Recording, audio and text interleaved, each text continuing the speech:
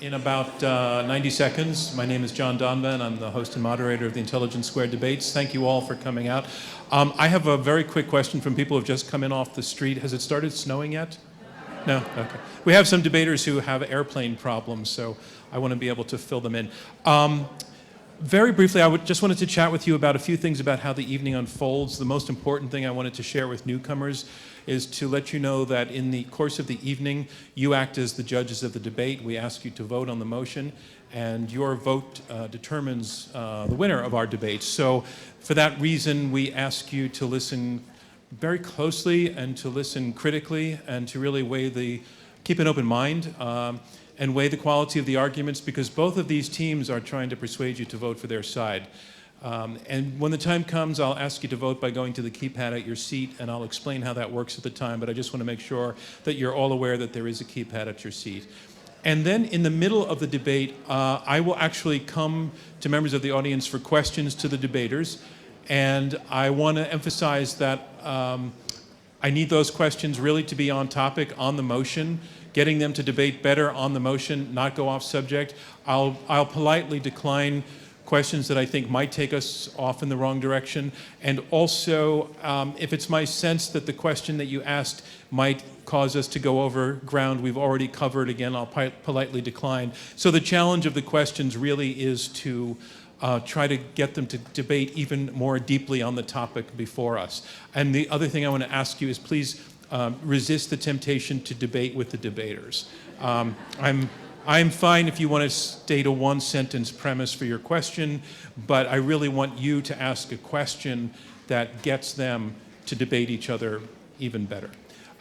If you've got a phone with you, we're delighted if you tweet about our debate. Our handle is IQ2US Live. I'm sorry, our handle is IQ2US, and our hashtag is IQ2US Live. We pay a lot of attention to the tweets, and they help us to know how we're doing. Otherwise, though, in terms of sound, can you please turn down or even off your phone? We live on, this program lives on and reaches an enormous audience, ultimately many times the size of all of you here tonight, through a podcast and through a radio broadcast. We're also live streaming even now. So I just want to ask you to not be the phone that rings in the middle of the debate, even if there's a certain pleasure in 2 years listening to a download to say, that was my phone that went off. Resist that temptation. We always begin these debates by having a short conversation about our thinking and bringing the particular topic of the night to the stage, and we do that by inviting to the stage the gentleman who launched Intelligence Squared US. That's Bob Rosenkranz. So let's welcome Bob to the stage right now.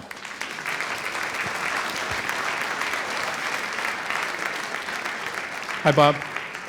And there's a mic for you, sorry. Hi, John.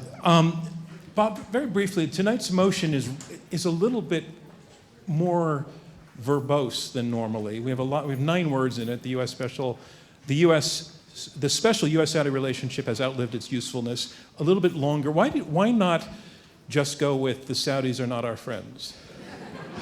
You know, that was the first language we considered. And then, as we talked about it, we realized that nations don't have friends, they have interests. Where does that come from? Well, I was curious, so I looked it up today, and there are 3 people who claim credit for it. Charles de Gaulle, Lord Palmerston, and Henry Kissinger. And now you, so that makes 4.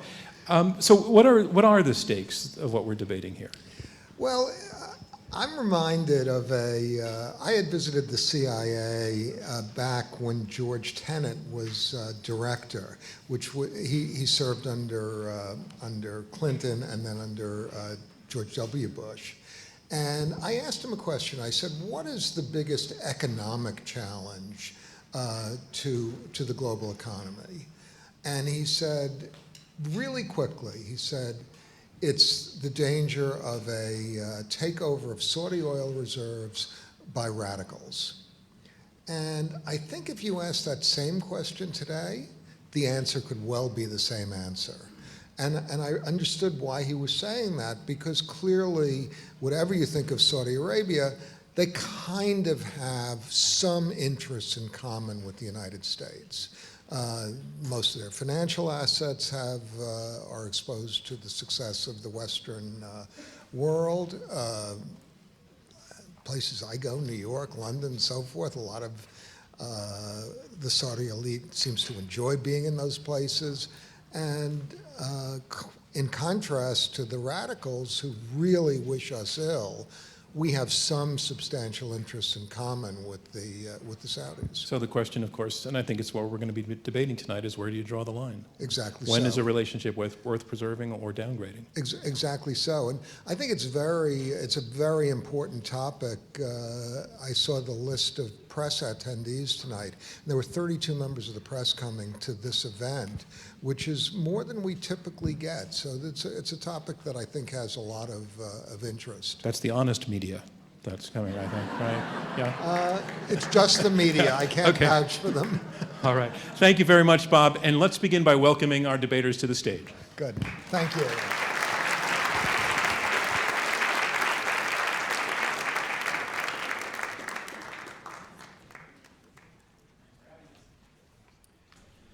So one thing else I wanted to explain, I mentioned that we work we live on as a radio broadcast and a podcast, and that's actually a produced event where we boil down some of the debate that happened here. And as a result of that, to make that work, I have to do certain bits of business. So I'm going to share that with you now.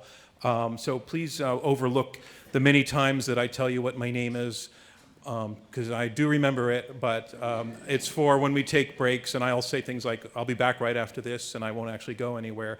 So I wanted you to roll with that. And the other thing is, I wanted to let you know that unlike in the presidential debates where applause is discouraged, we're fine with that. In fact, we encourage it. Since you are going to be, you can start now. Since you are going to be voting on the motion, it's good for the podcast and radio listeners to know that you're actually here and that these debaters are actually trying to persuade you. So we are fine with applause for points you like. However, we are not at all fine with booing and hissing. And I really do mean it. It's not the spirit of debate that we're trying to encourage. So keep it positive, but certainly feel free to be vocal. And from time to time, I may even, again, for production reasons, need to request your spontaneous applause. And I'm going to do that right now to launch us, so please let's go and have a round of applause.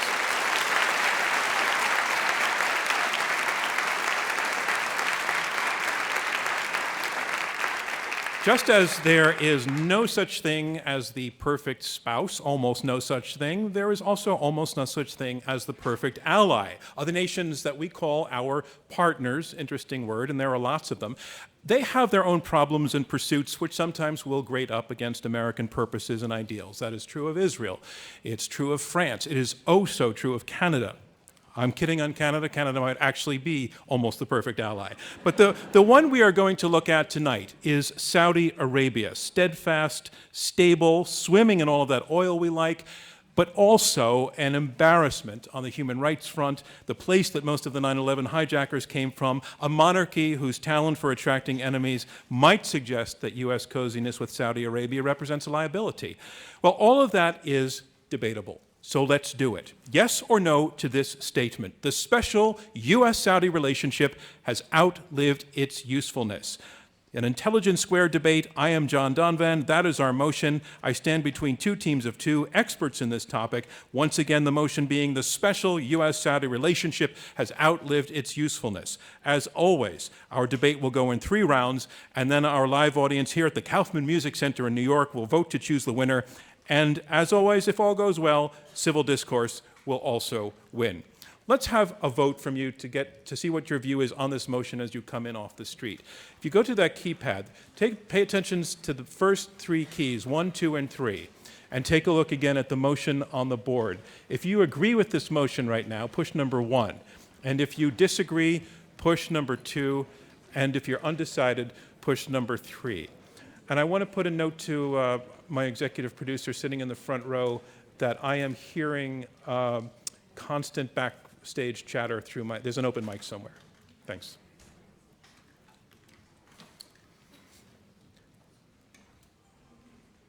So I'm going to wait for eye contact from everyone to make sure that we're good. And it looks like everybody's done. All right. That's very, very good news.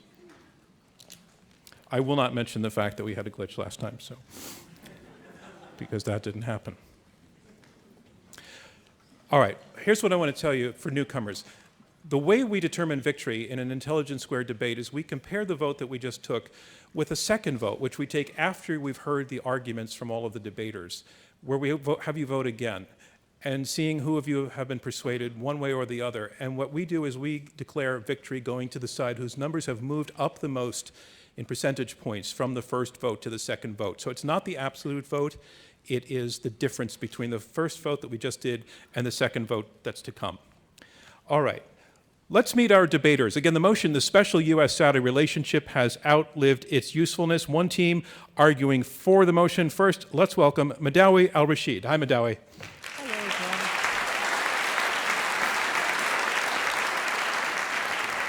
So, Madawi, you are a visiting professor from the London School of Economics. You've written a lot of books on history and religion and politics in Saudi Arabia. Now, your name gives us a clue to your history. You are a member of the Rashidi family, and that is a dynasty that fought a lot of wars with the House of Saud in the early 19th century. So what I want to ask you is there any separating your family's personal story from the debate that we're going to have here tonight? Thank you, John. It's true that my family had fought battles with the Al Saud, but I can't claim that I personally participated in these battles. Yet, this is precisely the kind of answer or question that I get from Saudi apologists who don't have actually a legitimate response to what I have to say or write. Oh, okay. Not to mention even talking about a battle of wits. All right, thank you very much. Let's welcome again Madawi Al-Rasheed. And Madawi, please tell us who your partner is here tonight. Yes, my partner in the debate, Mark. Mark Legan. Ambassador Mark Legan. Ladies and gentlemen, Mark Legan. And Mark, Madawi just gave it away. In addition to right now being at the Walsh School of Foreign Service at Georgetown, you have held a lot of positions in government, including service as an ambassador. You were a deputy assistant secretary in the Department of State. You're also a former president of Freedom House, and Freedom House publishes a report that assesses political and civil liberties around the world. So what does it take to get a passing grade, and how does Saudi Arabia usually do? So Freedom House rates every country in the world on political freedom and on civil liberties, from 1 being best to 7 being worst. And just last week, the annual scores came out, and Saudi Arabia was a 7 on both in the worst, meaning repressing dissent, repressing women, repressing minority faith. And meaning evidence for your side tonight. Indeed. And the side, again, arguing for the motion. Let's welcome, ladies and gentlemen. And this is a debate. It means there's another side to this motion, the special U.S. Saudi relationship outliving its usefulness. The team arguing against the motion. Please first welcome Gregory Gause. Hi, Greg. Greg, you are professor and head of International Affairs Department at the Bush School of Government and Public Service at Texas A&M. You have been focusing for quite a while on the Arabian Peninsula, the Persian Gulf, and you recently wrote an article looking at U.S.-Saudi relations in which you quoted President Obama, and President Obama's statement on the situation was, quote unquote, "It's complicated." Is it going to look any less complicated after tonight's debate? John, I think it won't be any less complicated. We don't have that kind of power up here. But I think that the folks will understand the complications a little bit better, and I think they'll understand why the relationship with Saudi Arabia continues to be in America's best interest. Okay, thank you very much. And tell us who your partner is, please. My partner is the very experienced and very talented Ambassador James Jeffrey. Ladies and gentlemen, James Jeffrey.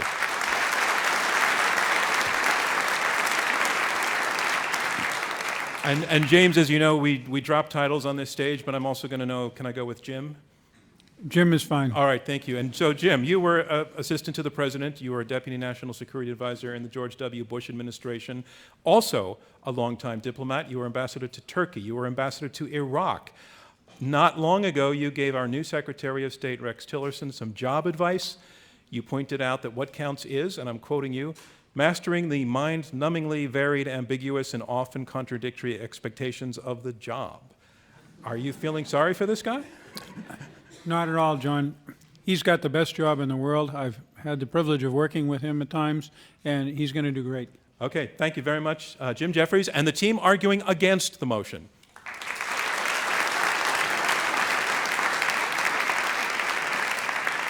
So reminding you once again, this is a debate. It's a competition of logic and ideas and fact, and these two teams are trying to persuade you to vote for their side. You have voted already. You'll vote a second time. It's the difference between the first and the second votes that will determine our winner. We go in 3 rounds. Let's begin with round 1. Round 1 are opening statements by each debater in turn. The motion is the special U.S. Saudi relationship has outlived its usefulness. And here to argue for the motion, and you can make your way to the lectern now, Madawi Al-Rasheed. She is author of Muted Modernists, The Struggle Over Divine Politics in Saudi Arabia, also visiting professor at the London School of Economics Middle East Center. Ladies and gentlemen, Madawi Al-Rasheed.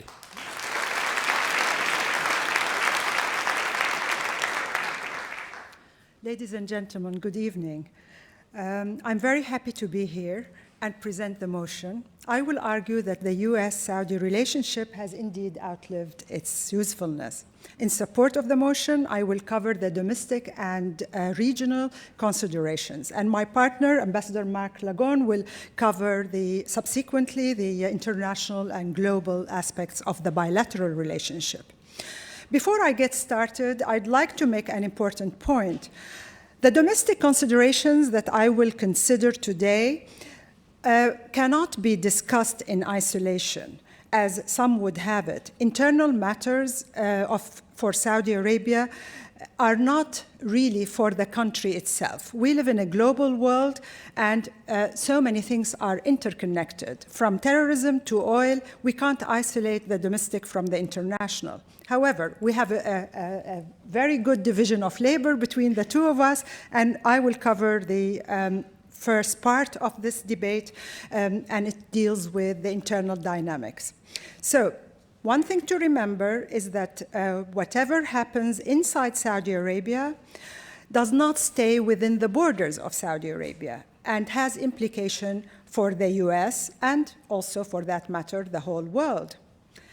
The U.S.-Saudi relationship was dubbed from the very beginning as a special relationship. From the moment American President Roosevelt met King Ibn Saud, the founder of Saudi Arabia, on the 14th of February 1945. At the core of this relationship were 2 issues. First, oil, and second one is security. The special relationship meant that the U.S. offered Saudi Arabia uncritical, unequivocal, and unconditional support for more than 7 decades. We will argue that this is no longer in the U.S. best national interest. Let me just explain how this relationship developed. In the 1960s, Saudi Arabia was a very useful ally during the Cold War. Its oil wealth, its strategic location, and believe it or not, its conservative Islamic tradition all helped to defend against and ultimately defeat nationalism and communism, not only in the Arab world, but also in the Muslim world in general. This special relationship meant that Saudi Arabia became important for the US, and even more so after 1979. So why 1979? Remember, in 1979, the main ally of the US, the Shah of Iran, was toppled. And we get to the establishment of the Islamic Republic of Iran. And at that moment, US-Iranian relation became extremely difficult and hostile. And in fact, they have never been resolved until the present day. It is still a troubled relationship. So the US decided to put all its eggs in the Saudi basket. And therefore, this relationship became even more special. And we leave that moment to come to Afghanistan in the 1980s. And here, the US-Saudi alliance became extremely important And also, Saudi Arabia used its conservative Islam in order to start what is regarded today as the menace. And the menace is the global jihadi movement that brewed in the caves of Afghanistan, but then it spread across the globe, and I do not need to remind you of the details.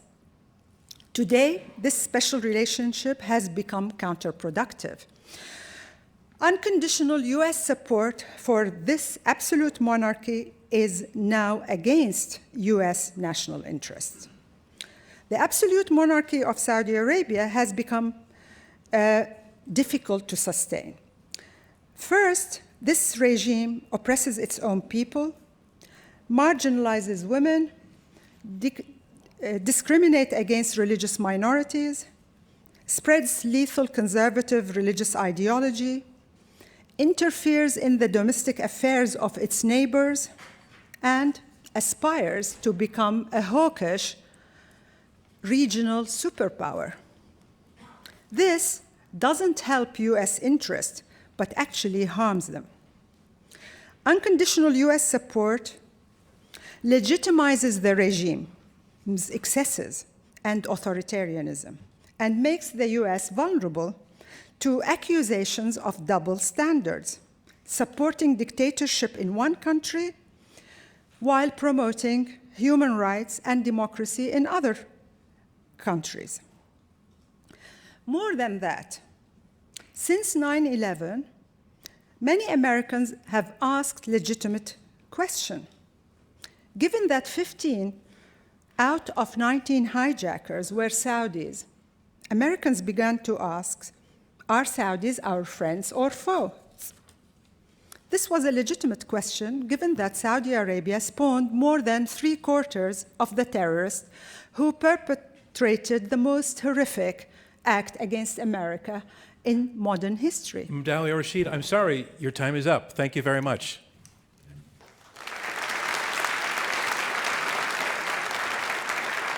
Our motion is the special U.S.-Saudi relationship has outlived its usefulness, and here making his opening statement against this motion, Gregory Gause. He is the professor and head of International Affairs Department at the Bush School of Government and Public Service at Texas A&M. Ladies and gentlemen, Gregory Gause. Thanks, everybody, for coming out. We're going to divide up the defense of this motion, not according to domestic and international, because we actually think that the whole point of this motion is about the value of this relationship to the United States. And so we're going to focus on the value that Saudi Arabia and the relationship with Saudi Arabia brings. I'm going to talk about probably the most telling point that Madawi brought up, the two most telling points: values and the spread of this very conservative, xenophobic, intolerant version of Islam that we shorthandly call Wahhabism. And Jim is going to talk more about American interest in strategy and in oil and in other elements. So it seems to me that if the argument's about values, they win, we walk off the stage. Saudi Arabia does not share our values. We are very happy to stipulate that. But the question here is not for us about values, it's about interests. If we ran our Middle East policy based only on dealing with people who shared our values, we really wouldn't have many people to talk to in the Middle East. The Middle East is a very strategic area. It's in flames right now. And having a relationship with a stable country in the Middle East that has influence in Syria, in Yemen, in Iraq, in other parts of the Middle East that are in flames, we think is actually very useful to the United States. But I think Madawi, my friend Madawi, and we've known each other for a long time, I think my friend Madawi's best argument here is the fact that Saudi Arabia has been the home of Wahhabism, and that Wahhabism has become, in its various incarnations once it left the country, a threat to the United States. So there is a logic to this, undoubtedly, but I don't think that that logic holds through the entire argument, and let me tell you why. Right? It's more complicated than that. It's nice to look for a single cause for any phenomenon, particularly a troubling phenomenon like the Salafi jihadist movement, that Al-Qaeda and ISIS. They're Salafi jihadists. That's what specialists call them. It's always nice to try to find that one silver bullet that's the cause for this, and then you can go against it. But I don't think that that's ever right, right? Salafi jihadism is the product of an enormous number of factors, and Madawi mentioned a very important one, the success of the jihad in Afghanistan against the Soviet Union. That was supported by Saudi Arabia, also supported by the United States. You might remember President Reagan calling the leaders of that jihad, the mujahideen. He compared them to the founding fathers of the United States. Right? Lots of Saudis have joined ISIS, but lots of Tunisians have joined ISIS. Tunisia, the one success story of the Arab Spring, the most democratic of the Arab countries emerging from the Arab Spring. Europeans have joined ISIS, even some Americans. It's hard to say that Wahhabism was the thing that drove them to join ISIS. I think that the fact of the matter is this, the Saudis lost control of global Salafism. They lost control of Wahhabism once it left their borders. And in fact, these people in ISIS and Al-Qaeda who share some beliefs with Saudi Arabia about what Islam means now want to kill the Saudis. And they identify the Saudi regime as one of their major opponents. In fact, counterterrorism is, I think, one of the major reasons why we need to sustain our relationship with Saudi Arabia.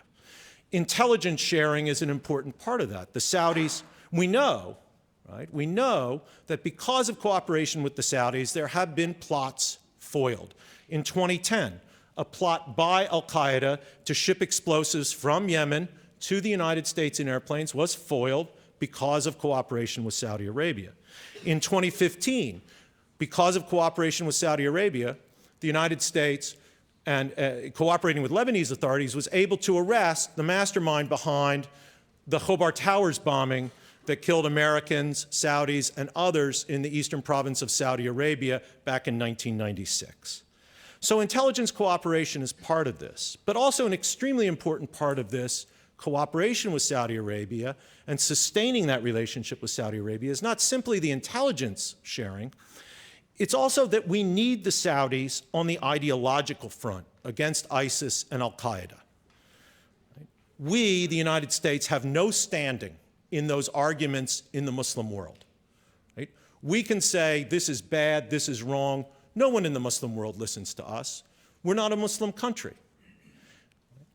What the Saudis do, right, as difficult as it is for us good liberal Americans who really excoriate the Saudis on all sorts of grounds about women's rights and political freedoms for very good reasons, what we cannot do is make the argument against Al-Qaeda and ISIS within their own intellectual framework.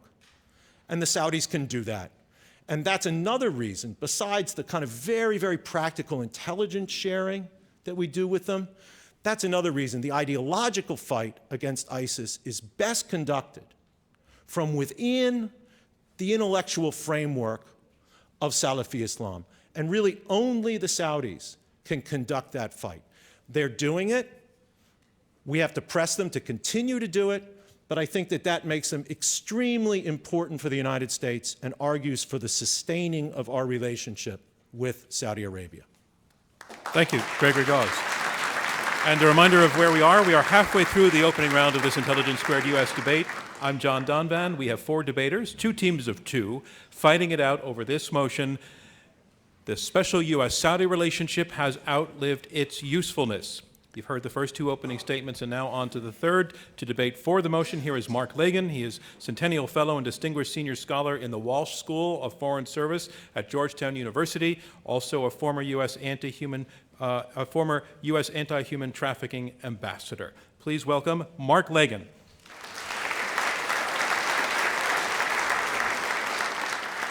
Thanks, John. Thanks, Intelligence Squared, for asking a good question, and thank you for coming.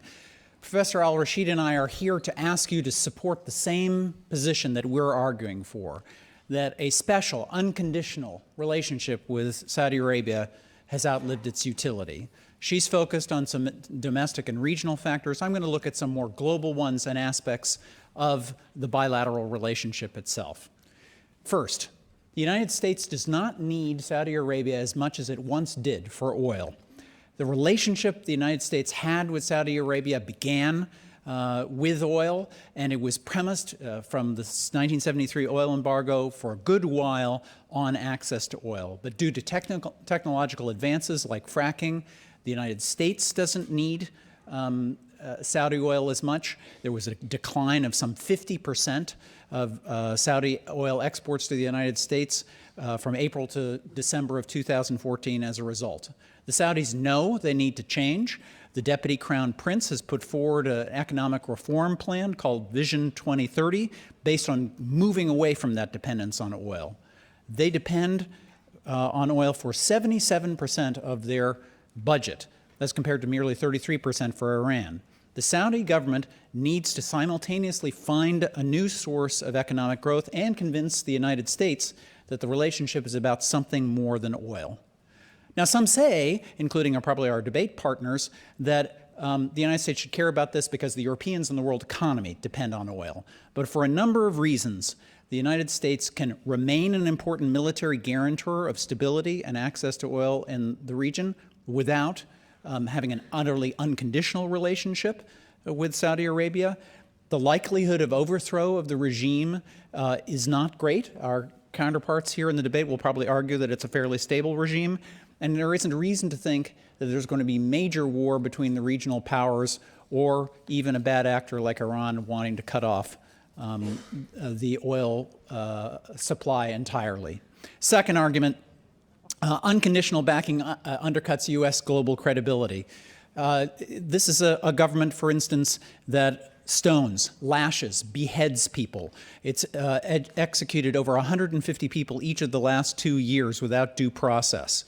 And internationally, the Saudis have engaged in harming civilians terribly in their escapades in Yemen, killing some 6,000 people in Yemen in the initial month of intervening to try and change the government to be more to its liking there. There are now some 3 million people displaced in Yemen.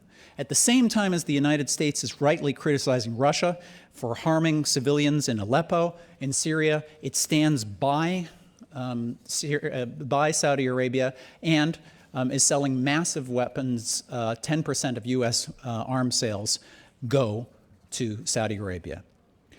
The Wahhabist worldview that Greg Gause talked about is indeed been a pernicious factor. It has, as Hillary Clinton said in a memo quoted in WikiLeaks, indicated that donors in Saudi Arabia constitute the most significant source of funding to Sunni terrorist groups worldwide. We've seen this impact in Southeast Asian and West African villages. We've seen it in $100 million going to extremist clerics in Pakistan from Saudi Arabia and the United Arab Emirates with government support. We've seen it touching on Nigeria. We've seen it touching on Kosovo. Next argument.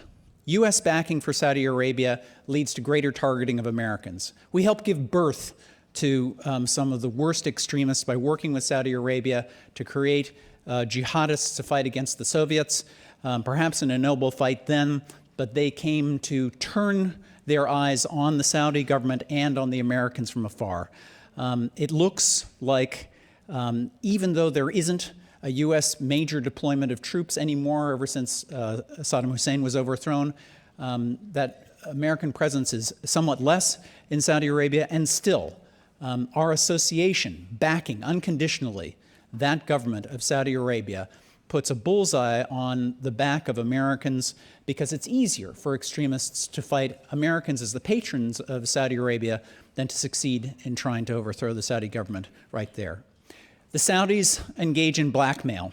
If they really had the overlapping interests that our counterparts will argue that they had, they wouldn't regularly try to withhold intelligence sharing or threaten to stop buying our weapons or cooperating with us when, for instance, the Congress passes a law allowing American citizens with the families of 9/11 victims to sue the Saudi government. And that kind of leveraging happens with others. Sweden's foreign minister, Margot Wallström, had the temerity to note women's rights are horrific in Sweden, and she was punished with being barred from talking at the Arab League, with visas being withdrawn from Swedes. This is blackmail.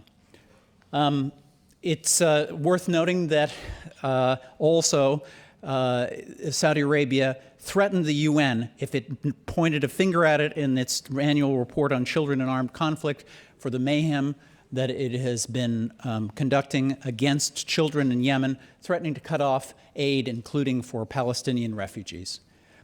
Don't buy that this unconditional relationship has to stand as it is. Thank you. Thank you. Mark Lagon. And the motion is the special U.S. Saudi relationship has outlived its usefulness. And here making his statement against the motion, here is James Jeffrey, the Philip Solons Distinguished Fellow at the Washington Institute and former ambassador to Iraq and Turkey. Here is James Jeffrey.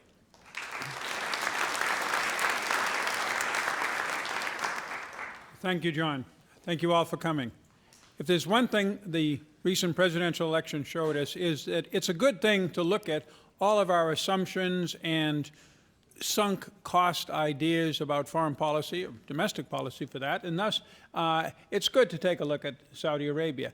Nonetheless, this motion, as written, is not only, and I quote the moderator, John, verbose, it's also not very clear.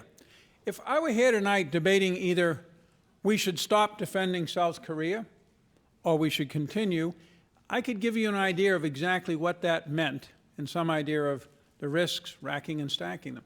This is different because we're talking about a special relationship which has no real definition. As a diplomat, I know what it feels like because I've done it in countries like Germany, Turkey, Saudi Arabia, Japan, Korea, and a few other places that reach that level. But nonetheless, it is hard to pin down. But let me try to explain a little bit what a special relationship is, and in particular what it isn't. Actually, I'll start with what it isn't. It isn't unconditional support. I don't know of a Saudi, and I've talked with most of the leaders, who would claim that Barack Obama gave Saudi Arabia unconditional support, but I would like to see the other side defend the point that he did. Nonetheless, the special relationship continued. We managed to maintain a good relationship with Saudi Arabia despite major disputes over Yemen, major disputes over Iran, because that's what special relationships do. They don't mean you agree on everything, and they certainly don't mean you like each other's domestic policies. What they mean is that they are important players in a construct internationally that you share. So that takes us to the key question, and it's a very dramatic question right now with a new administration with very new ideas. What is our national interest? From then, we can deduce whether Saudi Arabia fits into them. The Trump administration is going back and forth with a lot of rhetoric and lightning bolts between a somewhat more colorful version of what we've been doing since 1945, which is a global collective security system, and a global order. On the other hand, some in the administration are pushing for a more muscular, America first, national interests approach, rather similar to what we saw, and it didn't work out well, in the 19th century. But regardless of which way this administration goes, short of full isolationism, you're going to need friends and allies. We can't do whatever we want to do in the world alone. And that means we have to turn to countries that will help us. So how does Saudi Arabia help us now? Our colleagues gave a wonderful example of how they helped us 20, 30 years ago. My first point is they were certainly no more democratic or lovable then than they are now. In fact, on Mark's scale, they would have been an 8 probably 30 years ago if he'd had an 8. But nonetheless, we managed to do a lot of very important things with them. We've got big business to do with them now. First, oil. Back when all this started, according to the other side, it was all about oil dependency, except back in the 1970s, we were in America were only beginning to import major amounts of oil. The problem was not oil to America then, or for a while when we did import a lot, including from Saudi Arabia. Now, when we only import about 25%, and only a small part of that from Saudi Arabia, it's about oil to the world. And where does that come from? 25% of internationally traded oil comes from the region around Saudi Arabia, and it is the biggest swing producer. That means that Saudi decisions on oil have a huge impact on the international economy that we trade with and have a huge impact on the price of gasoline at your pump. We saw what happens when we get on the wrong side of Saudi Arabia on oil issues in 1974. That's a good example that close friends don't always support each other. The next thing is the threats we're facing in the region. It isn't quite the Cold War, I grant you, but between ISIS and Iran, we have really terrible problems. Have the Saudis killed, inadvertently, to a large degree, 6,000 people in Yemen? I think that's a pretty accurate figure. The side they're struggling against, Iran and friends, have killed deliberately, as a policy, 100 times that. Those are the kind of facts we have to deal with. It isn't a choice between who you'll take to the ball. You're not looking for a special partner, a special relationship, someone, a significant other for the rest of your life. This isn't a love affair. It's a question of transactional issues to accomplish common goals. Those common goals include fighting ISIS, fighting Al-Qaeda, and containing Iran in the area. And there we need the Saudis. My opponents are absolutely right about the blackmail, but I'm here to tell you, I don't know of a major ally of ours who hasn't done similar blackmailing, and had I 6 more minutes, I would start with Turkey. Actually, I would probably end with Turkey. But I could throw in even the lovable Germans and some others that you would surprise you, the Japanese and the Koreans once. And as far as us being more in danger because of Saudi, as a guy who's had a bullseye on my back, literally, in the Middle East repeatedly, it's never been because of our relationship with Saudi Arabia. It's been for many other things. That's not the fault of the Saudis. Thank you very much. Vote against this bad, bad motion. Thank you, James Jeffrey. And that motion, once again, the special U.S. Saudi relationship has outlived its usefulness. And that concludes round one. Now we move on to round two. And in round two, it's freer form. The debaters can address one another directly, and they take questions from me and from you in our live audience here in New York City. The motion is this: the special U.S. Saudi relationship has outlived its usefulness. Two debaters arguing for this motion, Madawi Al-Rasheed and Mark Lagon. They have argued that the unconditional support that they say marked the core character of this relationship since World War II no longer makes sense, that this relationship is no longer in the U.S. interest. There was a usefulness, but that time has passed, that it is counterproductive now, that the regime itself cannot sustain, especially in light of its record of oppression of minorities, oppression of women, oppression of the free press, its aspirations to be a regional superpower. Bottom line, the thing that got us in the door, the oil, just doesn't matter as much to us anymore. The team arguing against the motion, Gregory Gause and James Jeffrey, they concede that Saudi Arabia does not share our values, but they argue that that is irrelevant to the question of whether the relationship is in the interest of the United States. They point out that in many ways we have the same enemies, that they have been cooperative in helping to fight those enemies, particularly in the area of intelligence sharing, where they say that plots have been foiled. We say that we are going to need friends and allies, and that Saudi Arabia continues to be critical in the fight against shared threats. So we're going to mix it up a little bit and go through some of these points a little bit point by point.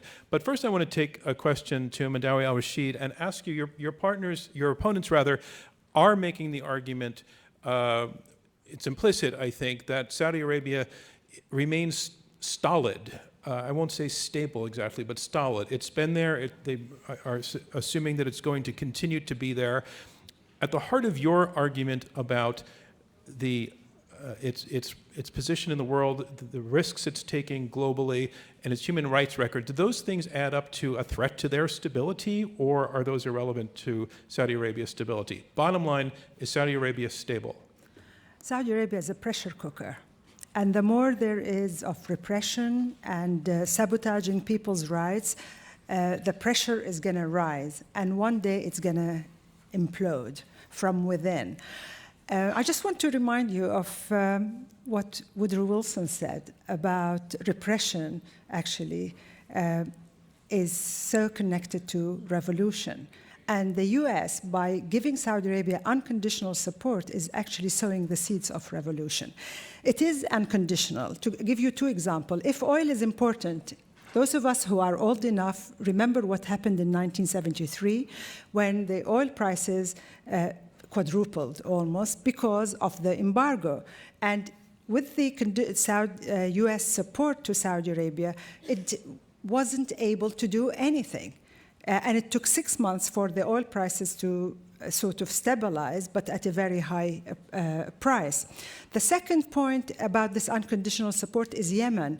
We have Actually, for Madawi, two can I stop you for just a second? Because I want to sort of stay point by point. I do want to come to the point that you're going to make about Yemen and conditional and unconditional support.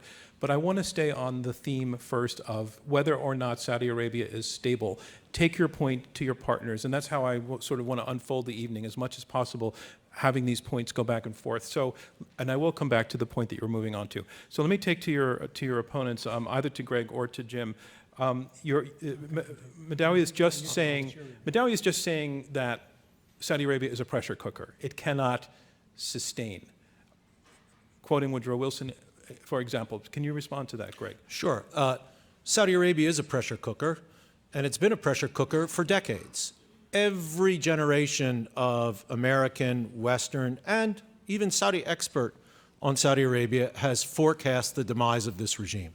Whether it was at the end of King Abdulaziz ibn Saud's life, when people said this was a personalistic mission and it's going to fall apart, whether it was during the Arab nationalist phase of Gamal Abdel Nasser and Egypt, people said, including people in the U.S. State Department, and you can look at it in the declassified documents, said the Saudis are goners. After the Iranian Revolution, people said, oh, the Islamist wave is going to sweep them over. During the Arab Spring, Saudi Arabia was the least affected country, major Arab country during the Arab Spring in terms of numbers and of demonstrators out in the street.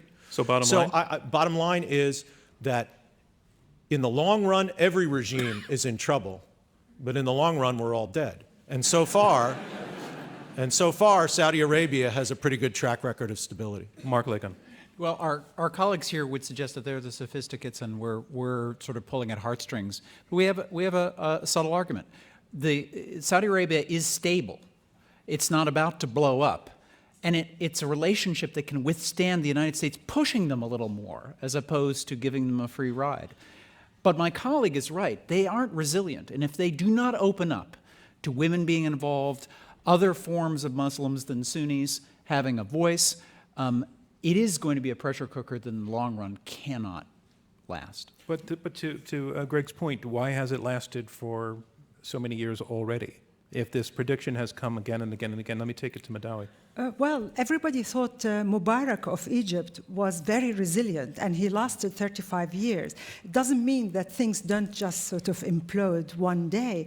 And our failure as social scientists is we can't really predict with accuracy when these implosions are going to take place. But this doesn't mean that we can say that Saudi Arabia is stable and so many people have forecasted its downfall. We're not talking about that. We're talking about U.S.-Saudi relationship, and it is an unconditional relationship so far as we can see. All right, let me take it to, and I will return to I also took note in Jim's comments about his challenging your statement of unconditionality, and I will come back to that. But I want to stay one last round on this point of whether, your opponent's arguing, if for no other reason, betting on Saudi Arabia is betting on the wrong place because they're predicting it's going to blow up at some point.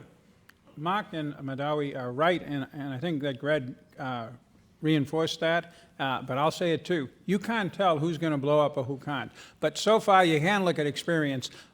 In the Arab world, since 2011, we've had 3 really big meltdowns with war: Yemen, Syria, and Libya. Those aren't American allies. Those aren't people who were pushed to meltdown because America either did too much or didn't do enough. The countries that have survived it include Saudi Arabia, Egypt, albeit with considerable turmoil, and Iraq. Those are countries that America has maintained, at times holding its nose, a close relationship. I'll rest my case. Okay, let me take it now back to Madawi. The point that your opponent made earlier in his opening statement, challenging your claim that the U.S. relationship with Saudi Arabia is basically unconditional. They point out examples of times when Saudi Arabia has been very unhappy with the positions the United States has taken, that they feel that they are checked and challenged, and there's nothing unconditional about it. Would you like to take that, Mark Lagan, or Madawi, whichever? Madawi, you've been wanting to go for this, so go ahead. I think the example that comes to my mind is Yemen. Saudi Arabia, for the last 2 years almost, had launched airstrikes on Yemen under different guises and argued that they are doing this in order to restore the Yemeni regime in Yemen. But what had happened was all this is happening with the approval of the U.S. So the U.S. is helping Saudi Arabia to fight a war with its rival in the Middle East, using American weapons that it purchased from the U.S. and destroy a country on its southern border. So I don't understand how we could describe this relationship in other terms apart from being unconditional. The U.S. is supporting Saudi Arabia in destroying an Arab country. It supported Saudi Arabia in moving its troops to Bahrain, where a pro-democracy movement was actually gathering momentum. And the interesting thing is that the United States Navy is stationed in this small island. Saudi Arabia moved its troops to support a regime that oppresses its own people. Okay. Do you want me to talk about Syria? No, Let me talk about Syria. I was Hang on. wondering if I could ask. I was wondering if I could ask Madawi a question. Sure, go ahead, Greg. Madawi, do you think that Saudi Arabia would not be involved in bombing Yemen if the United States had a more distant relationship from Saudi Arabia? Well, do you it was think that Saudi directing the plane, giving them ground intelligence to direct their plane, and unfortunately, the plane hit a mosque and killed hundreds of But Madawi, people. what about his question? don't- What about his question, though? Yeah. The question, would Saudi Arabia be doing this if it didn't have U.S. backing? Well, if it didn't have American weapons, it wouldn't have done it. It wouldn't have you the don't think- capabilities. You to don't do think it. the Saudis would have bought weapons from other people? I mean, Well, we're talking this is about an levels argument of I heard in Britain. Every time you tell the British, don't sell Saudi Arabia arms that kill people in Yemen, they say, well, if we don't, the French would. And now, Greg, you're telling me that, oh, if we didn't sell the Saudis the arms that they need to bomb Yemen, then maybe China or Russia would. But two wrongs maybe it's don't because make it's it right. Two wrongs don't make it right. Maybe it's because that argument's right that you heard it in Britain. Jim Jeffrey. Leaving aside why the Saudis are in Yemen and the level of our support, because I would say under the Obama administration, I won't say I know, it was cut back to an absolute minimum. But leaving that aside, can friends tell us how many significant countries other than total pariahs have had weapons cut off by the international community in the last 30, 40 years? I can't think of too many. So I don't think that the argument that if the Americans didn't give them, nobody would give them weapons. Mark Lagan. Well, we would say it is fair to call this an unconditional relationship. The United States regularly, under law passed by Congress, finds Saudi Arabia to be in the cellar in terms of religious persecution, human trafficking. It doesn't use the sanctions that the United States can because it waives it. It is a false dichotomy to say we have to have the relationship as it has been for decades, or it's a divorce. The burden of proof is on us to say what a conditional relationship would be. I'll tell you, we should tie our arms sales to asking specific things of the Saudis. For instance, audit all those finances of your charities and your private organizations and individuals that have been funding education around the world that has been creating radical extremists. And secondly, if you say that you need to jack up your economy and not rely so much on oil, you need women in that economy. You need to change your male guardianship laws, or else you're going to continue to have gender apartheid. Ask for those things and tie arms sales to them. That's a conditional relationship. Let me make a point, as having moderated a number of these debates. The temptation to begin to parse the meaning of the language of the motions is often irresistible, and it's our fault for leaving an opening. That said, it can turn into a fairly sterile exercise to keep talking about what the language means. And I actually think there is a dichotomy of views here, in which your view is, the status quo mostly isn't very good, and we've got to move away. And yours is, the status quo is mostly acceptable, and we shouldn't abandon it. So, One other point that I want to would make. proceed on that so that we Right. don't get stuck on this question of what Right. If I could unconventional make means. one other point on that. Mark accused the Saudis of exercising blackmail against the United States on a number of occasions. And he just called for us to use arms sales as a lever to get them to change their domestic politics. I think people in Saudi Arabia would say that's blackmail. Now, I would say blackmail, schmackmail, it's diplomacy, right?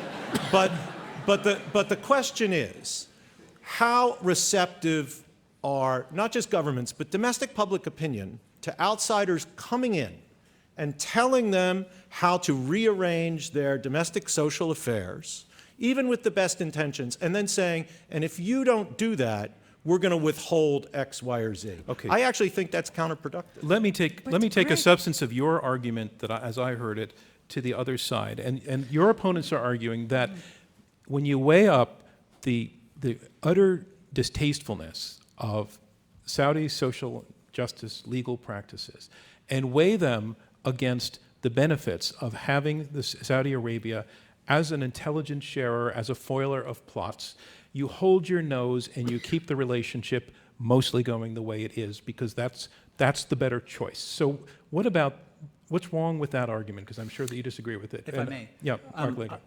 There's an interest-based case for the distasteful side of the Saudi policies at home. That's why the domestic matters. U.S. credibility in the world is harmed irreparably if we are standing with such a retrograde power, not only authoritarian, but positively medieval in the way it treats people for small crimes with execution and lashing. The United States should ask for changes. It doesn't have to underwrite the power of this regime with its arms sales. Could I But respond to that? their argument is, it's awful, but it's worth it for what we get out of it. You can't, it's a relationship so sturdy that we can press them back and ask for things. We don't have to stand back and accept the status quo about the relationship. We don't have to sue for divorce, but let's be tougher in the relationship. Okay, I want to hear from Jim Jeffrey and then Madawi. Yeah, I think Mark may be confusing the European Union, or maybe the Scandinavians, with the world. This idea of the world, all 180 nations, complaining about Saudi Arabia and its behavior, most of the world is kind of down there, probably in your categories 4, 5, 6, and 7 with Saudi Arabia. How many countries of the 180 are in those last 4 categories? Well, there are a lot who are in those last categories. Thank you. But if the United States doesn't stand up for these values, No, but what I'm trying to our say credibility is, you're trying to say that depends it's a on it. liability to have such a,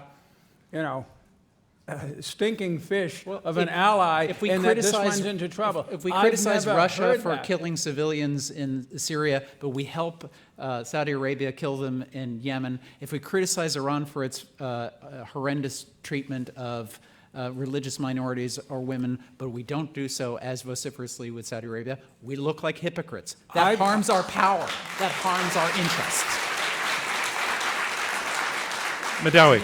That's a good point. I want to let Madawi in. Ambassador, Jim, I would like to ask you, how could you justify sending your American troops to liberate the women in Afghanistan, while at the same time sending the same troops to protect a regime such as the Saudi regime who oppresses its women?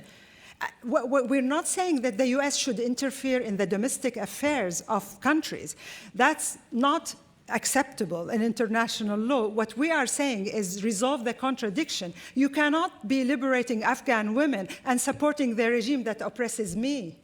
You know, we've really gotten a really big issue here. We've gone beyond the vacuitous issue into one of the core things that probably deserves 10 Intelligence Squared debates, and that is the purposes of our foreign policy. We didn't send our troops to Afghanistan to liberate women. I'm That was happy- part of the discourse at the Wait time. a second, I do wait remember. a second. I am not going to be responsible for the idiocy that our government has put out publicly, including what I said. I'm going to talk about...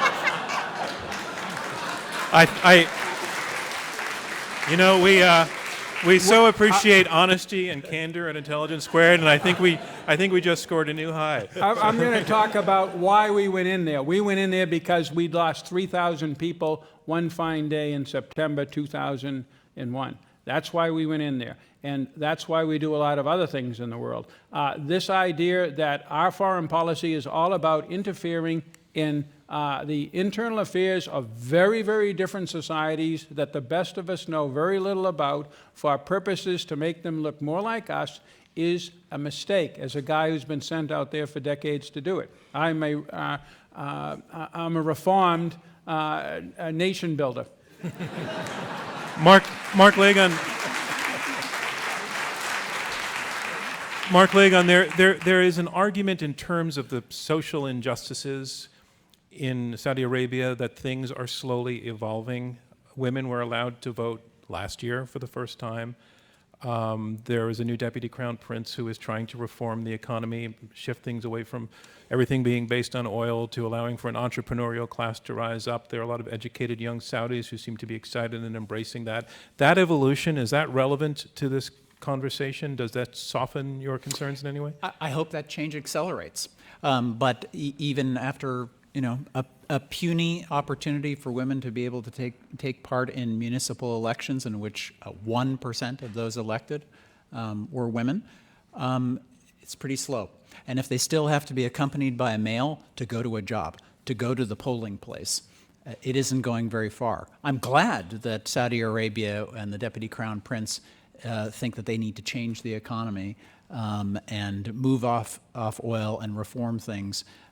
But the proof of the pudding is in the tasting. We'll see if any more change happens than previous reform plans we've heard of. And Al-Rasheed, do you want us to jump in? I think we tend to exaggerate the kind of reforms that we are witnessing in Saudi Arabia. Since the Arab uprising, hundreds of people went to jail, bloggers, poets, historians, professors at universities.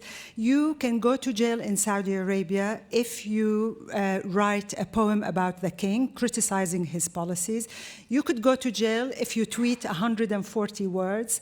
You can go to jail if you write a short article saying that perhaps there is a rivalry between the princes. You go to jail. So basically, let me just consider the issue of women. Mark mentioned the elections. We don't imagine that Saudis, men and women, are actually participants in elections. There are no elections in Saudi Arabia that bring an elected government. This is an absolute monarchy. What we have is a consultative council. The members are appointed by the king, and he appointed 30 women to this council, and its role is advisory. But appointing women to this council does not necessarily translate into empowering women. These are the king's women. They are not the women who represent the real women. So basically, the reforms that we are talking about here are very, very cosmetic, superficial. Even the vision 2030 that is supposed to transform Saudi Arabia into this liberal market economy away from oil is very myopic. Okay, let's let Greg Gause come into this conversation. Look, I don't disagree at all with Mark and Madawi about the nature of quote-unquote political reform in Saudi Arabia. There really isn't much. Women now have the right to vote for meaningless municipal councils the way men vote for meaningless municipal councils. But our argument is not based upon the fact, oh, the Saudis are improving domestically. Right? I think Madawi is absolutely right that since the Arab Spring, what had been a very interesting, if very brief and very limited opening in terms of political discourse and public space in Saudi Arabia that we saw in the 2000s after the 9/11 attacks has basically shut down. I think she's absolutely right about that. So I don't premise my argument on the idea that there's political reform in Saudi Arabia. I do premise my argument on the premise that, and I've doubled the premise, so let's go for 3 here. No. On the idea that if the United States makes domestic change, in Saudi Arabia, the very top of its agenda, the way Mark has advocated, I actually think that that would push back the possibilities of whatever change there might be in Saudi Arabia, because people don't like outsiders to tell them what to do. I want to go to audience questions now, and the way we do that, if you raise your hand, I will call on you. You need to wait till a microphone reaches you down the aisle. I'd like you to stand up and tell us your name. If you're writing about this, blogging, we'd appreciate it if you could tell us whom for.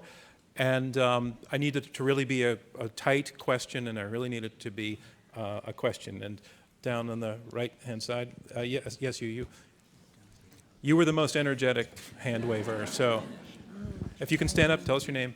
Hi, my name's Kelm Togus. This is for the against side. First off, to Gregory Goss, my dear friend and your former student, Joe Carley, says he wants to see you at his wedding in September. In terms of the actual debate, if we stop supporting Saudi Arabia, how does that embolden Iran, and what does that do internationally if Iran is emboldened? Why are you asking that side? Because Or either side, but I just want to hear what they have to say. well, they don't want to do that. So let's put the question. And I'm not so We'll sure do this side anything. wants to do it either. But let me take it to Mark Legon or to Medali Al-Rasheed. What would be the consequences of a distancing in the relationship? Yeah, it's not a zero-sum game. The U.S. can have good relations based on interest. We're not talking about values with many countries in the Middle East, at least in the Persian Gulf, and it had actually started doing that. Stopping this unconditional support to Saudi Arabia doesn't mean that the U.S. shifts to Iran. The U.S. has other choices. For example, recently it had worked with Oman, another country in the Persian Gulf, to reach an agreement on Iran's nuclear program. So there is diversification. But to put all your eggs in one basket and give Saudi Arabia this unconditional support is counterproductive. It's actually, I'm not arguing that the U.S. should intervene in Saudi Arabia to change the situation in favor of Saudis. Saudis have asked for reform and have paid a high price. Change is not going to come from the U.S. And the U.S. specifically had a very bad record at instigating political change in countries in a successful way. We have examples. Before you go into the examples, I want to let your opponents respond to the same question or to your response to that question. Jim Jeffrey. That was a great question, and we got a great answer, because we've now gotten into what do we do if we do pull back from Saudi Arabia. We'll replace Saudi Arabia with Oman. That is, we won't want to put all of our eggs in one basket. In terms of where we put our eggs, Saudi Arabia is a barn. Oman is an outhouse and not a very big one. We need to do serious foreign policy work, folks, all around the world for your security and the security for a lot of people outside of the United States as well. You don't do that with Oman. I can let one more short round. I'm sorry, it's not about size. Small countries can have more impact when they don't have regional ambitions like Saudi Arabia and Iran. The reason why the nuclear agreement worked with Oman is because Oman is small and doesn't have regional ambitions like Iran and Saudi Arabia. So I it like had Oman. equal distance. But it's not that, I like Oman too, and I actually like the nuclear agreement. I don't think that this is an either-or choice as well.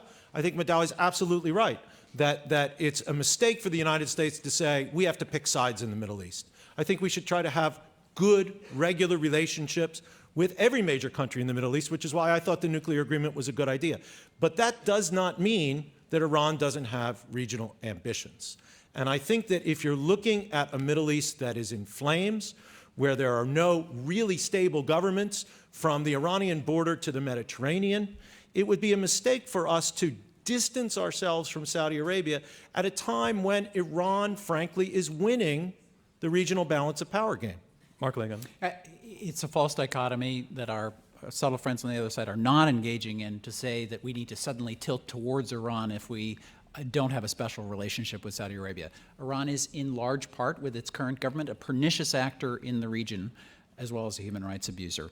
But to have a more subtle, demanding relationship with Saudi Arabia doesn't mean cutting off our relationship with them.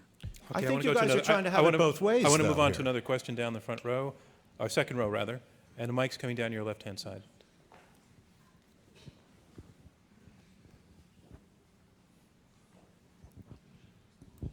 Thank you. I'm Minky Warden from Human Rights Watch.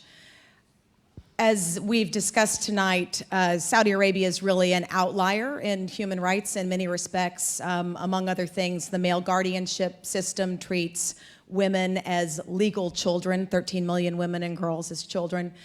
The point of a special relationship should be that you're able to get something done. So my question is for the against team.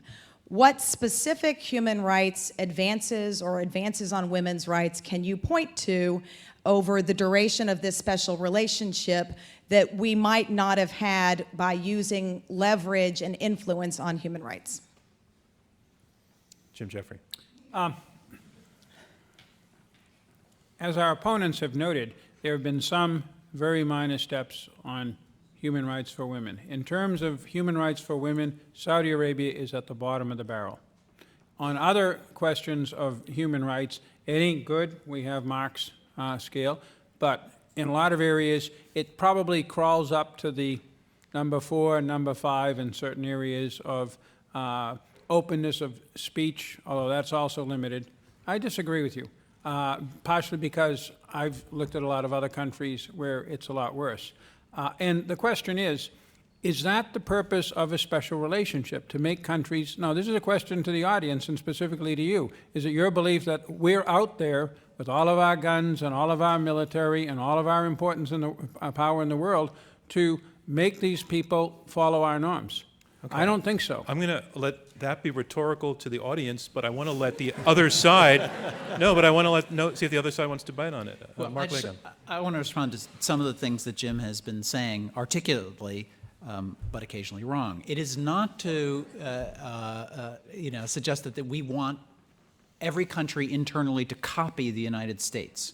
We're talking about universal values here, and I would take the step forward that pluralism in a country, access to justice, freedom of expression, religious freedom, protecting civilians from harm, these are the true path to stability, as opposed to cozy relationships with some of the darkest autocracies in the world. Can you come down, because we don't have a mic there, so if you make the trip, huh? No, if you make the trip downstairs, I'll call on you. Just I'll see the door open up, but we don't have a mic up there. Let's see. Yeah. The mic's coming down. Hi, I'm Zachary Entrada. There's been a lot of discussion on the heft that Saudi Arabia has in the Islamic world. Has it ever tried to use that heft to dampen radical clerics in Saudi Arabia or in the Islamic world? Can you reframe that question in a way that helps us helps vote on which side you want to be on? In other words, you're saying, is there evidence that they are a force for good and therefore softens the critique of this side? Yeah, is there evidence that they have tried to put a, maybe not an American perspective, but a perspective? I'm going to pass on the question because this side isn't really, this side's whole argument is, in a sense, it doesn't matter. And this side, we already know what their feeling is that the answer is no. So, no, I'm not doing that in a disrespectful way, but I don't think it would move it forward. Can I say one thing in response to that, though, which might open up for the other end? Greg, let me move on and see if you can wrap it up, sir. I bow to your experience. Thanks. It's not a bad question, but I just think that it would. Oh no, right here. Yeah, thanks. Hi, Abdullah Al-Azaz. I'm here on behalf of myself. Just a disclaimer on going back to some of the points you brought up on male guardianship and whatnot. I was fortunate enough to be raised in a house full of women, no man. I've been living in the States for 5 years. Do you have a question? Yeah, okay. Coming up, follow up. Okay, I need you to get to it. All the 5 women back in Saudi in my household do not need me back in Saudi to escort them to vote or whatnot. My question is, following up on that, you seem to measure the progress of the Saudi-U.S. relationship in U.S. terms only as a one-way relationship and U.S. benefits, but you also seem to want to have U.S. to intervene for social political reform? I'm going to pass on this question because the debate is not about forward-going policy in terms of internal. I don't think so. I want to, unless you can rephrase it, just like him. You're saying. How does I think there is a reinforcing question here. how does reinforcing or vice versa the relationship of the U.S. Saudi relation? You've heard plenty from us on human rights, and we've made the case it's an interest-based thing. But let's look at the other issues. If they really had the overlapping interests that the other side would suggest they do, why would they resist intelligence sharing when we annoy them with some demands? If they really shared our interests, would they do more to make sure that funding from private charities and individuals did not go to extremist development of madrasas that become a place for radicalization? If they really shared our values, our interests, then wouldn't they do those things? I think Mark, in a Freudian slip way, told us what he's really thinking here. He said if they really share our values, which we've said all along they don't. So the question is, agreed. Could they do more on private charities? Of course they could. But if you look at U.S. Treasury Department officials, both in the Bush administration and in the Obama administration, have said that they find Saudi cooperation on cracking down on money laundering, on private contributions to jihadist radical organizations to be vastly improved and very good. You can look at all sorts of statements by U.S. officials on that. Is there still money coming from the Gulf states, not just Saudi, the Gulf states, to private sources? Yeah, the Syria conflict inflamed public opinion in many of these areas, and yeah, the money did go. But I'll tell you what Saudis have told me. Right? Back in the 90s, the 80s, especially in the 80s during the Afghan jihad, and in the 90s, anybody could go into Saudi Arabia and raise money for any cause. Now that has ended. It is very, very tight as to who can go in and raise money. That does not help their human rights record, right? This is not about freedom. If you want them to crack down on people who are giving money to groups you don't like, you're going to have to give them some room on these human rights questions, because that crackdown is part of restricting people's freedoms. I want to remind you that we are in the question and answer section of this Intelligence Squared U.S. debate. I'm John Donvan, your moderator, and we have 4 debaters, 2 teams of 2, debating this motion: the special U.S.-Saudi relationship has outlived its usefulness. Did somebody come downstairs? Come on a little bit forward, so into the light. Thanks. So for the against team, I have a question for you. How do you feel about the international community's opinion on the U.S. supporting a country that commits various human rights abuses and war crimes in other Middle Eastern countries, at the same time we're criticizing Russia and Iran for committing these? Again, I'm going to pass on the question because I think that we've covered it, and it breaks my heart to do that to you. You know what might work? What might work is if you said, do you think the U.S. practice of supporting a country responsible for such abuses is going to blow back in a negative way on the U.S. and therefore they should step back? Would that be a good idea? You can try that. Well, yeah, how do you feel about the U.S.? Would it go back on the U.S. and have yeah? What's your name?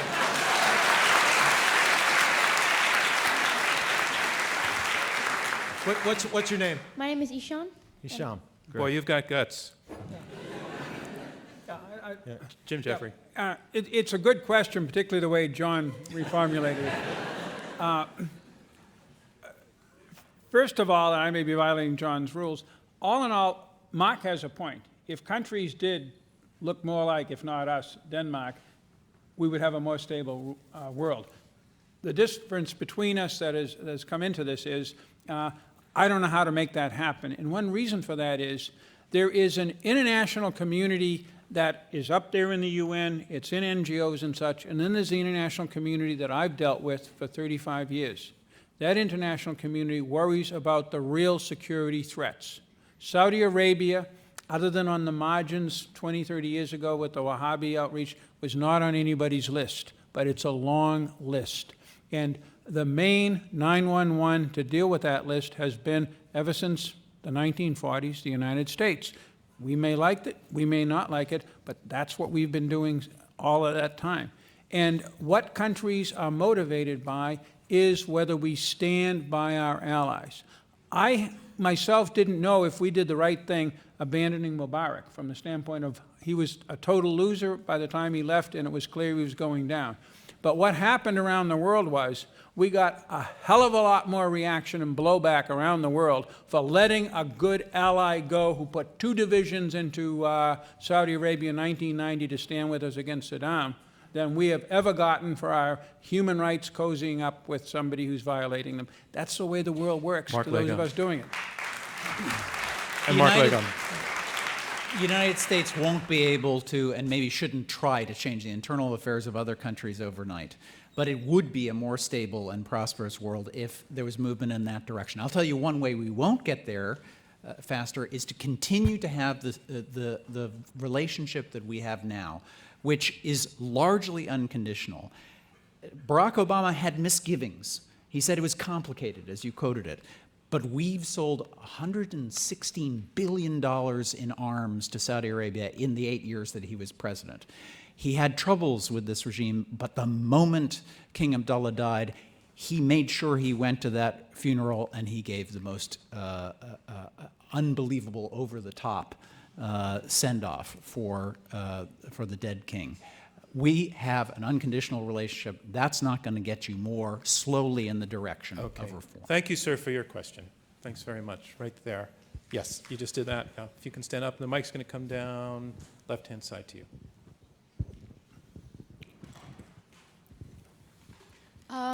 Hi, my name is Kylie McKenna, and I'm representing the Staten Island School of Civic Leadership. Welcome. I'm not familiar. Bigger than Omen.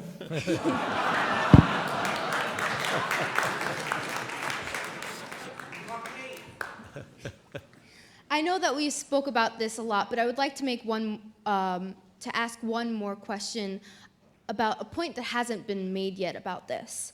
As evidence, and this is for the pro side, yeah. As evidence, you stated how the rights of people of Saudi Arabia are being denied, proving that we cannot support this relationship. But if we go back to 300 years ago, to the Revolutionary War, we had slaves and we had unequal rights to women and both Native Americans. Would France and Spain both leave us because of what we had done? Thank you. Do you want to take it or do you want me to? I'm going to laugh. Let's go through. Madawi. I think the word leave us is not on the agenda of this debate. It is about changing what is called a special relationship, the unconditional relationship, into something that is more complicated. It is not a straightforward either-or situation. We are not asking the U.S. to intervene in Saudi domestic affairs, but we are asking the U.S. to put conditions on the arms sales that kill people in neighboring countries, in Yemen, for example, or allow Saudi Arabia to become hawkish. We talked about Mubarak, and this is something that Jim mentioned, that the U.S. cannot just jump and save countries because it doesn't work. In 1979, the major ally of the U.S., the Shah of Iran, fell under the pressure of a mass revolution, and the U.S. couldn't do anything, despite the fact that the U.S. had close connection with the intelligence services of Iran, with the Iranian government. And the same thing will happen in Saudi Arabia. If there is a problem, the U.S. cannot and perhaps will not be able to save the regime. So it is time to switch that relationship from an unconditional support to the regime to a support of the Saudi people, who are actually going to be there after the regime disappears. And the relationship will become stronger if the U.S. distances itself from the excesses of the Saudi regime. Okay, I want to take one more question right down the aisle here, sir. Questions come, Mike's going to come down from behind you.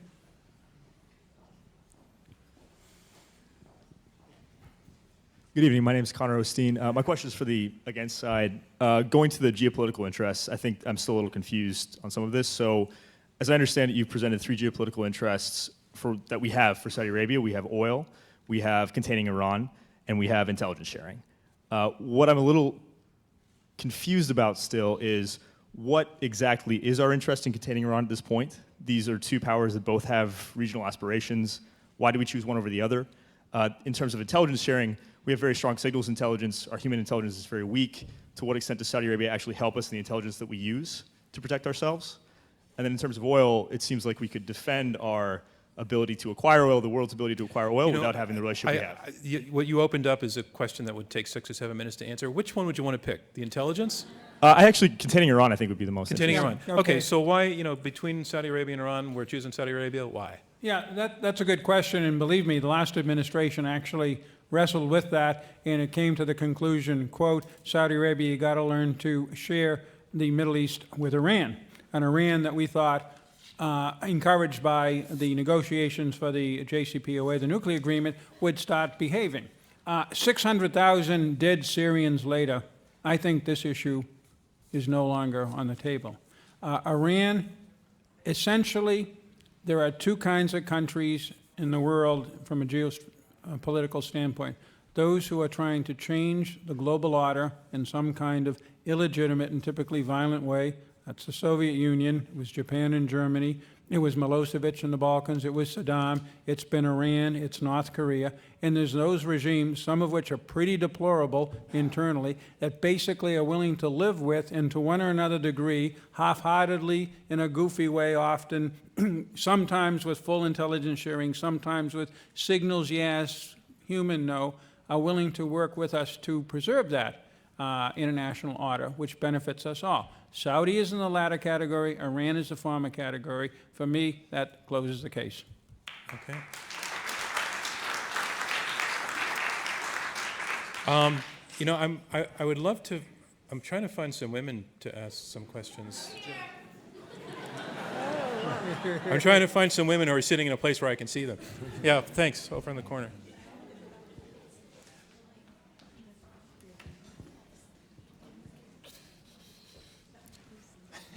Which of the women? Standing up, the one who shouted over here, and I responded. We're going to have to moderate who gets the, yeah. Hi, my name is, you can ask after me. Sorry. My name is Bahar. My question is for the 4 team. So given the recent executive order on immigration, do you feel that the special relationship between the U.S. and Saudi Arabia has unfairly excluded Saudi Arabia from the list of countries said to have basically hotbeds of terrorism? I'm going to pass on the question because it's a question about current policy as opposed to choosing on this relationship. So I'll go to the seat a few in front of you. Hi. The kids gave me courage to speak. So given the given the religious center of power in Saudi Arabia, I have been given no confidence that there are going to be significant changes possible. So this goes to the proponent side. What indications have you seen that within Saudi Arabia there are concessions that are going to be feasible? Well, why are you asking this side? Because again, they're not sounding very confident about concessions happening. The reason I'm asking this side is because you mentioned, sir, that you're not suggesting a complete walkaway, correct? Right. I think we need conditionality and to actually forward some requests. Perhaps to the other side, Yeah, I think what it's more indications have you seen that some concessions are feasible? Well, we're not arguing that there should be concessions. We're not arguing that American policy. What kind of relationship is right? that? We're arguing that we have no concessions. Thank you, Mark. Thanks for your help. I'll take it from here. We're not arguing on our side that we should be pressing Saudi Arabia for concessions on their domestic politics. We're arguing that the leverage we have with Saudi Arabia should be used to secure America's chief interests in the region vis-a-vis counterterrorism, Al-Qaeda, and ISIS, where we do share interests. But, as Mark said, we don't maybe share priorities. I think the Saudis have prioritized the fight against Iran, whereas we have prioritized the fight against ISIS and Al-Qaeda, trying to get them to do less in Yemen and Yes, more because Saudi and more, excuse Arabia- me, more, No, your mic has to be on, turned off more now, thanks. against ISIS, I think would be an excellent way to use our leverage. I think the questioner is absolutely right that what leverage we have on Saudi Arabia is not going to move this huge boulder about social change in Saudi Arabia. We should use that leverage for specific foreign policy goals where we might actually get some movement. And that concludes round 2 of this Intelligence Squared U.S. debate, where our motion is the special U.S.-Saudi relationship has outlived its usefulness.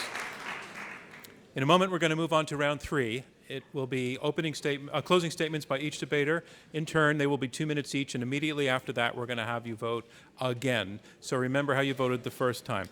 So round 3, closing statements by each debater in turn. The motion is the special U.S.-Saudi relationship has outlived its usefulness. Here making his closing statement in support of the motion, Mark Lagan. We do this seated, Mark? Yeah, we do this one seated. No problem. Here making his closing statement for the motion, Mark Lagan, a fellow and distinguished senior scholar in the Walsh School of Foreign Service at Georgetown University. Thanks for listening to our case. Professor Al-Rasheed and I will end on some more personal notes. Like Jim Jeffrey, I served as a diplomat at the State Department. In late 2008, I visited Saudi Arabia as the ambassador at large to combat human trafficking for the United States. There's a large problem of human trafficking in Saudi Arabia. Of the 27 or 28 million people who live there, a good 10 million of them are foreigners who are working as migrant workers or as domestic workers or in other forms.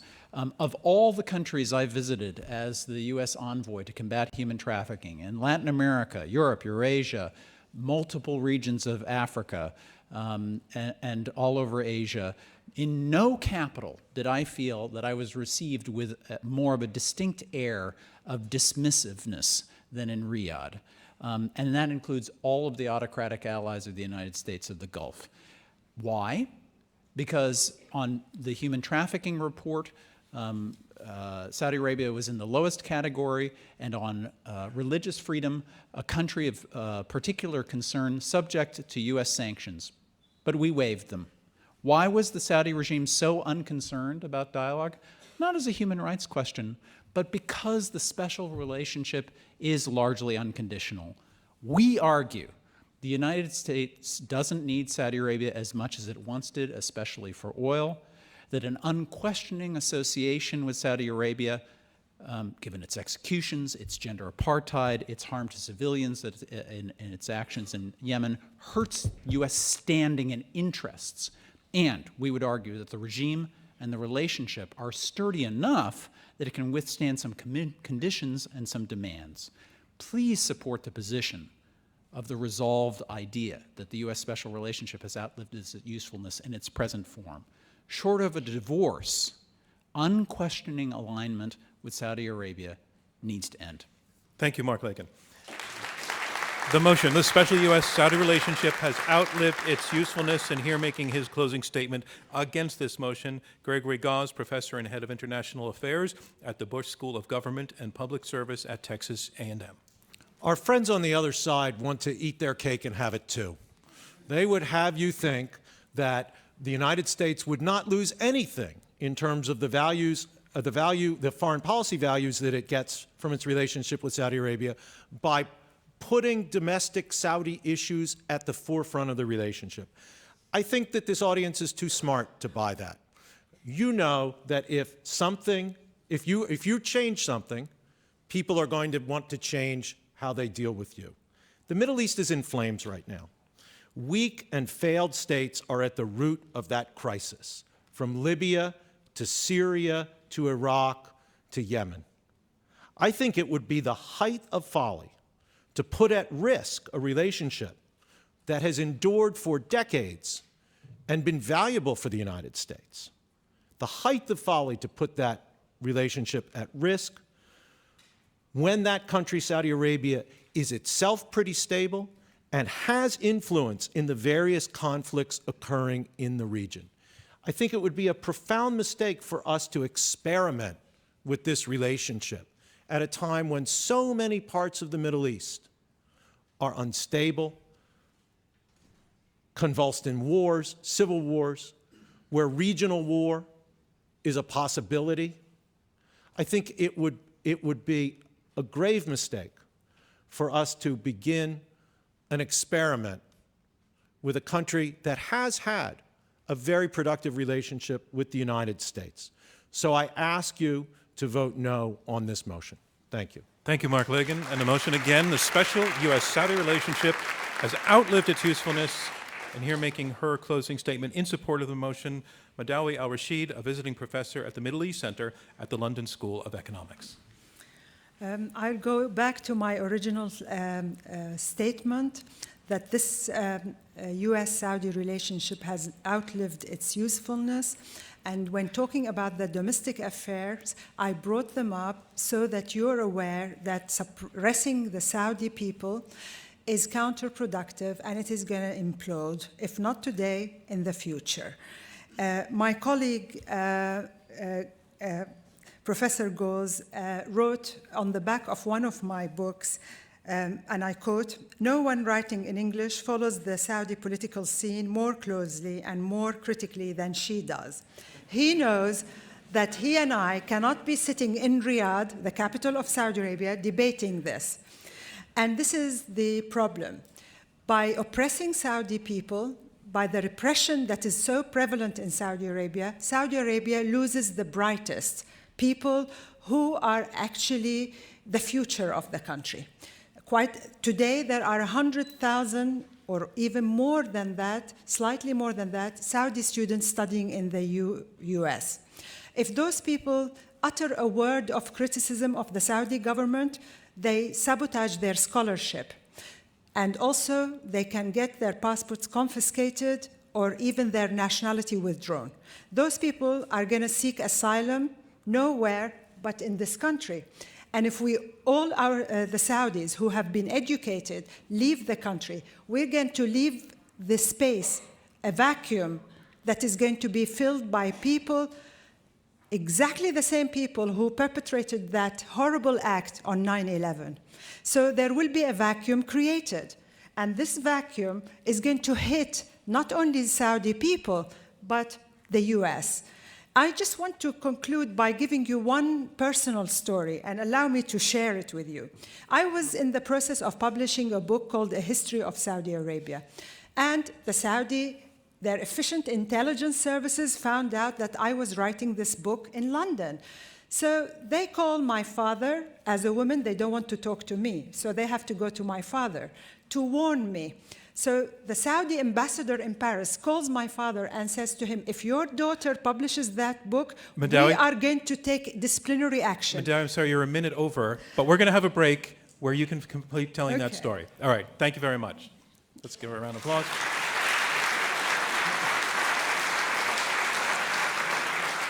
I got a note that I made a mistake in introducing, I'm not sure what I was being told. Pardon me? Okay, I understand that. So let me just record that. Everybody just pretend this isn't happening.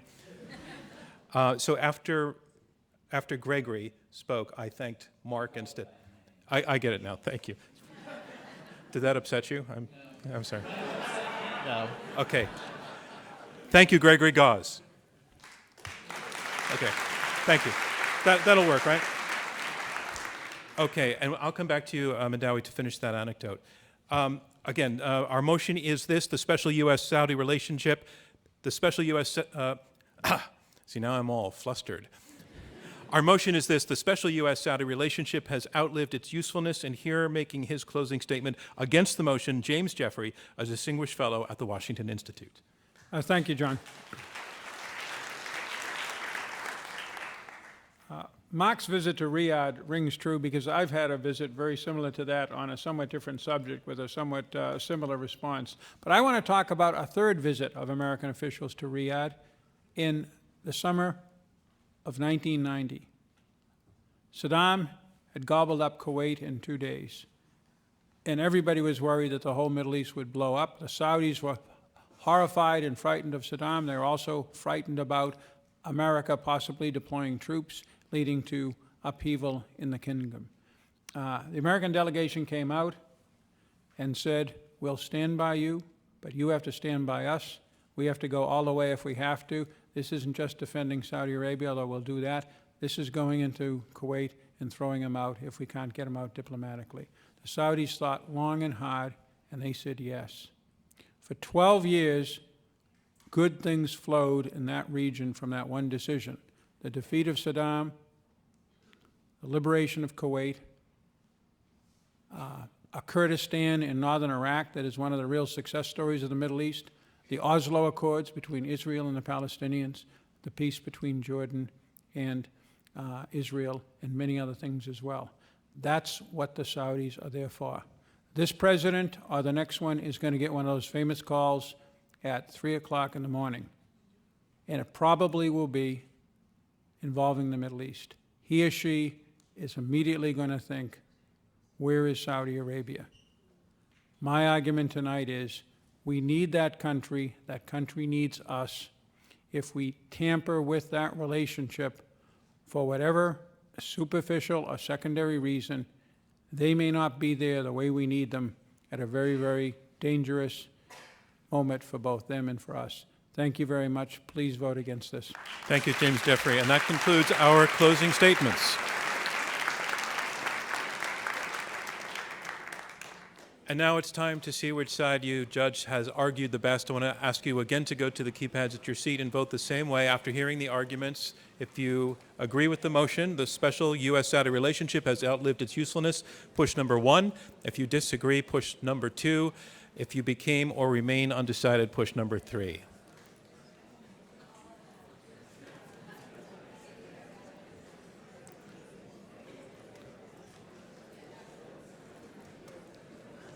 Is everybody good on that?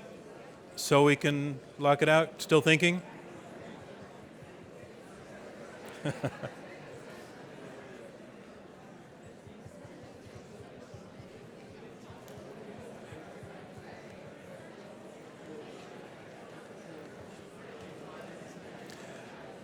Okay. We're going to have the results in just a minute. Before we do that, the first thing I want to say is I so respect and appreciate the spirit in which these debaters, who obviously all do respect one another, brought a robust argument in a civil, fact-filled way. It's what we aim for, and I think it's what we achieved. Congratulations to all of you for doing that.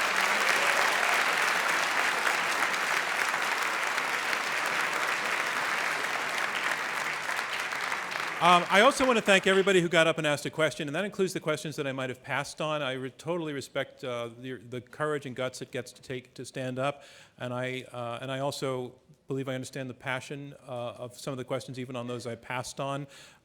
So I don't want to communicate any sort of disregard for those questions. I respect that you did that, and for the guy I helped a little bit, I want to see you back here, and I'll call on you again if you do that. So to everybody who got up and moved the conversation along by doing that, thank you.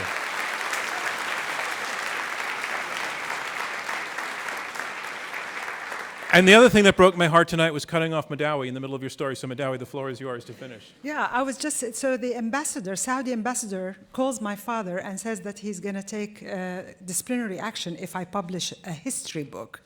And I was actually outside Saudi Arabia. Imagine what would have happened to me if I was in Saudi Arabia. So basically, I went ahead and published the book. So what I'm saying is that if there are many Saudi women and men like me who would like to see a better future, and they get disillusioned when the U.S. supports this repressive regime. We're not saying that it is those people that we lose because of this double standard that the U.S. applies in its relationship to Saudi Arabia. Then U.S. interests will be affected simply because the people who have the prospect for change, who want to change in positive ways, would leave the country. And we already seen so many Saudis on scholarship in the US asking for asylum in order to stay here. If all of those people don't go back, then there is no future, not only for Saudi Arabia, but for a US-Saudi relationship. Thank you very much. Tough time to be asking for asylum. So, yeah. Thank you. I'm sorry that I had to cut you off on that.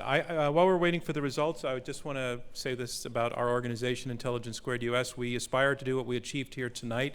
As I just said, civil debate, robust, tough testing of ideas by smart people in a fair-minded way. I want to point out that we do this as a nonprofit exercise. We are a philanthropy. We put this out to the world in the form of podcast and radio broadcasts, and the price that you paid for tickets helps in a very, very small way, but we are very, very grateful to people who are supporting us in big ways and small. We would appreciate it if you are moved to do so, if you would make a donation to Intelligence Squared US, and you can do so by going to our website.